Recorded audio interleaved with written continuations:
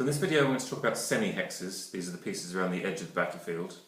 You don't have to have these if you don't want.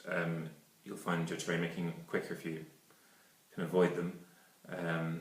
But for my part, I think that they make the battlefield look a lot crisper and neater.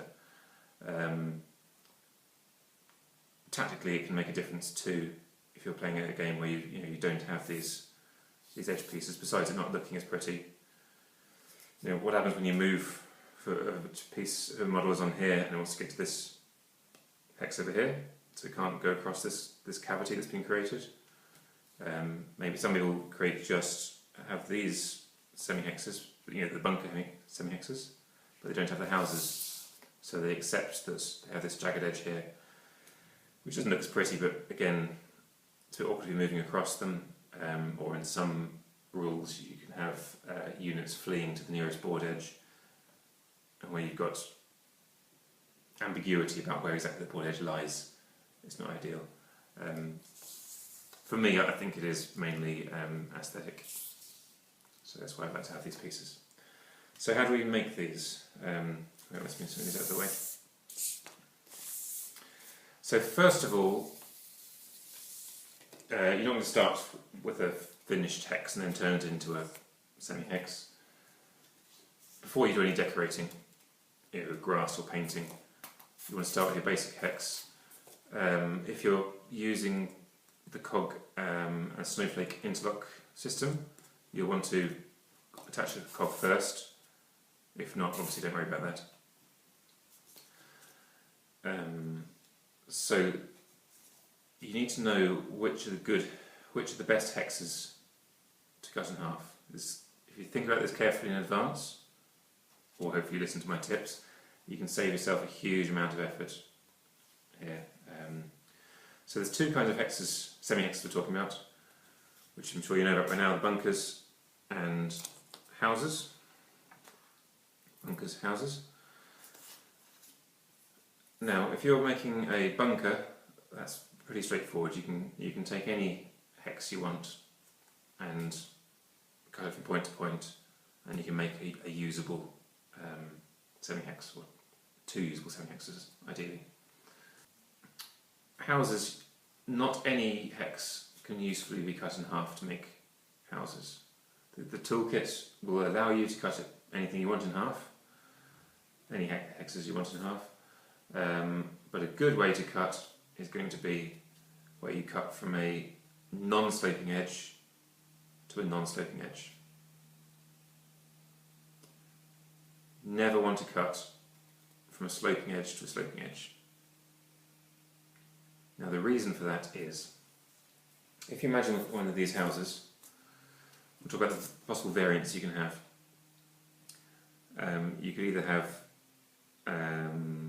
two flat edges, you could have a flat then a slope up, a slope then a flat, or a slope then a slope. So that was, and then you have the same in the opposite direction, or you can have it peaking in the middle. So that's 8 variants in total, provided that these two edges are flat. If these short edges, which are about 1 inch long or 2.5 centimetres, if those can slope up or down, if one of them can slope up or down, that's 3 times the number of variants. And if they can both slope up and down, that's 9 times the number of variants. So instead of 8 possible grass hexes, house semi-hexes, you've suddenly gone up to 72 variants. And it's clearly not worth it, but honestly I don't think anyone would even notice until you told them that your edge piece, that these were never sloping. You just won't miss it. It's such a small distance. So save yourself the trouble. Stick to 8 variants, some of which are fairly rare anyway, not 72. Okay, so how do we make them? So you're going to need your tool sloping sides, and whenever you're making an edge piece, you're always going to be using one of these 2 bottom slots. The crucial distances that are important here are the distance between the second slot and the third slot is 7.5 millimetres. which is the height of a river. Distance between the bottom slot and the third slot is 15 millimeters, which is the height of a normal hex. I'll put it there. So with your piece slotted into one of these two, and then the other one will go into one of the higher ones, will give you any distance that you need. So here's one I've assembled already. So here you can see I'm using the second slot and the fifth slot. And that's going to allow me to cut a piece like this. So I'll place that in. I'll be cutting from flat side, or non-sloping side to non-sloping side, as I described previously. And so all I do is put it in there. You can see it's held neatly. And then